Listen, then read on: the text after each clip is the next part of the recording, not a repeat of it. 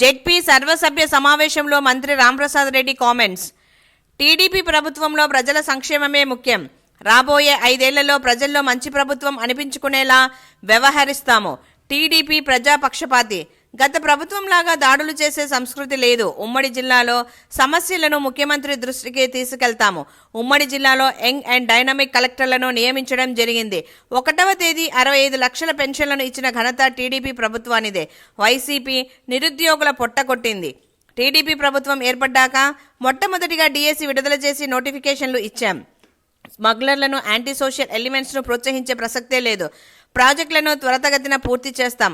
ప్రజలకు మేలు జరిగే ఏ పథకాన్ని ఆపే ప్రసక్తే లేదు. గత ప్రభుత్వం రైతులకు అన్యాయం చేసింది. ప్రభుత్వం ఏర్పడ్డాక ముఖ్యమంత్రి పోలవరం పనులను పరిశీలించారు. ప్రజలు అన్నీ గమనిస్తున్నారు. ప్రజలు అఖండ మెజారిటీతో కూటమి ప్రభుత్వాన్ని గెలిపించారు. స్థానిక సంస్థల బలోపేతమే కృషిగా పనిచేస్తాము.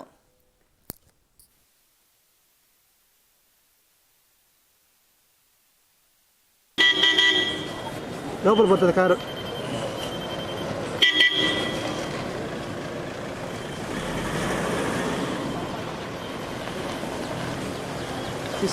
అలాగే రైతు సేవా కేంద్రాల్లో మరి ఎరువులు ఆల్రెడీ ఈ పనిముట్టు అనేది తప్పకుండా రైతులకు చేసేగా తప్పకుండా ప్రభుత్వం వచ్చి నిలబడలేదు.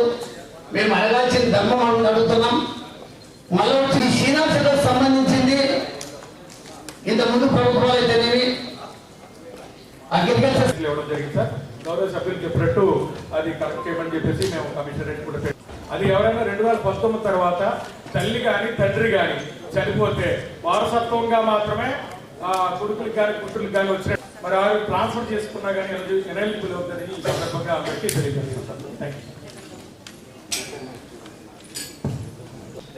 ఇన్సూరెన్స్ 2 లాక్స్ ఏదైనా వచ్చే అవకాశం ఉంటే ప్రయత్నం చేసి రైతులకు ఇప్పించవలసిందిగా నా మనవి సార్. అలాగే విలేజ్ లెవెల్లో కూడా ప్రతి ఒక్కరు కూడా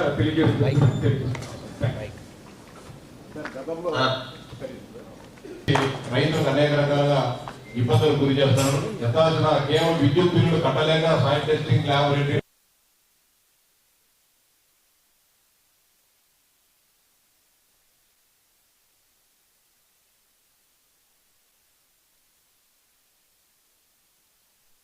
అదేవిధంగా కొత్తగా ఎన్నికైన సభ్యులందరూ కూడా చక్రాపేట పులివెందుల నియోజకవర్గం చక్రాపేట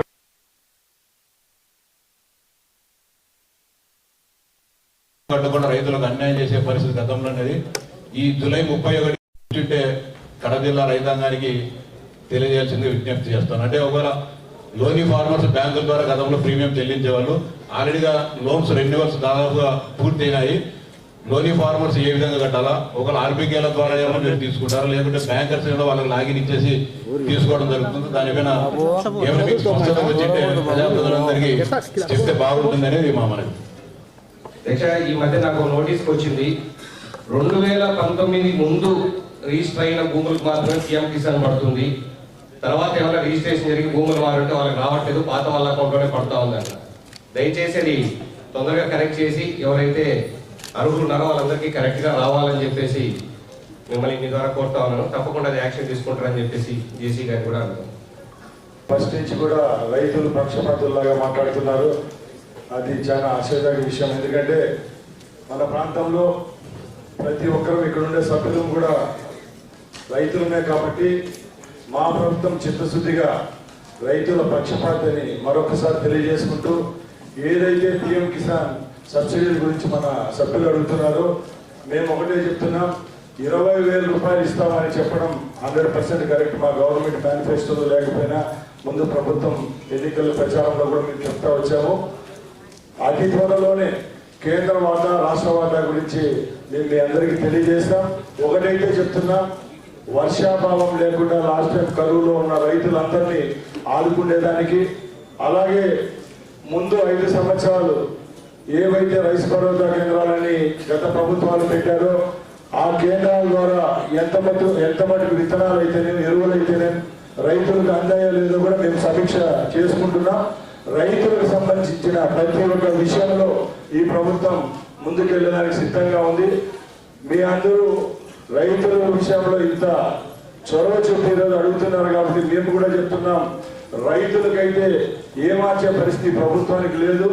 ఎందుకంటే మేము అందరం రైతు కుటుంబాల నుంచి మనం అందరం వచ్చాం కాబట్టి ముఖ్యంగా మన కడప జిల్లాలో అయితే గత 5 సంవత్సరాలుగా పెండింగ్ ఉన్న ప్రాజెక్టులు కూడా పూర్తి చేస్తామని మేము ముందు కూడా మా నాయకుడు మా ముఖ్యమంత్రి గారు చెప్పడం జరిగింది. ప్రతి ఒక్కటి రాబోయే సమావేశం కల్లా మేము రైతులకు ఏ విధమైన హామీలు ఇచ్చామో అవి నెరవేర్చడానికి చేపట్టే కార్యక్రమాలు కూడా మీ అందరికీ తెలియజేసేదానికి సిద్ధంగా ఉన్నాం.